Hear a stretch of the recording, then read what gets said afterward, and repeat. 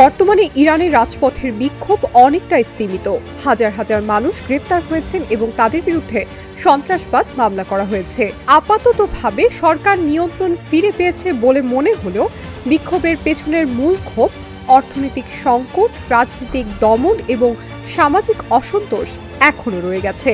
বিশ্লেষকদের মতে ইরানের সামনে দুটি পথ: নিষেধাজ্ঞা শিথিলের জন্য কঠিন সমঝোতা এবং অর্থনৈতিক সংস্কার, অথবা ভবিষ্যতে আরও বড় গণভ্যুত্থানের ঝুঁকি।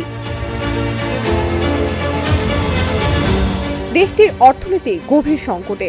রিয়ালের দরপতন, 40% বেশি মূল্যস্ফীতি, কমে যাওয়া তেল রপ্তানি, বিদ্যুৎ এবং পানির ঘাটতি সাধারণ মানুষের জীবন দুর্বিষহ করেছে। অতীতে সরকার ভর্তুকি বা সামাজিক শিথিলতার মাধ্যমে পরিস্থিতি সামাল দিত, কিন্তু এখন নিষেধাজ্ঞা, দুর্নীতি এবং অব্যবস্থাপনার কারণে সেই সুযোগ সীমিত।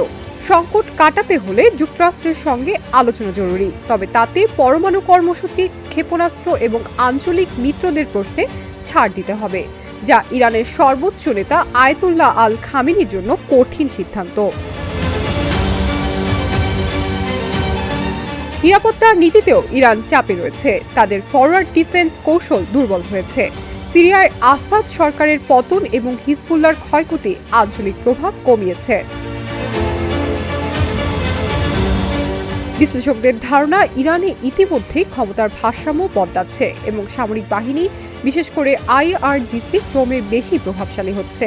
খামেনির পরবর্তী সময়ে বর্তমান কাঠামোর ইসলামিক প্রজাতন্ত্র টিকে থাকবে কিনা তা অনিশ্চিত।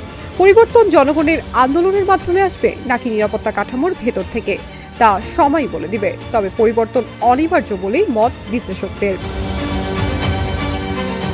Shiny Alam Chowdhury, Dhaka journal.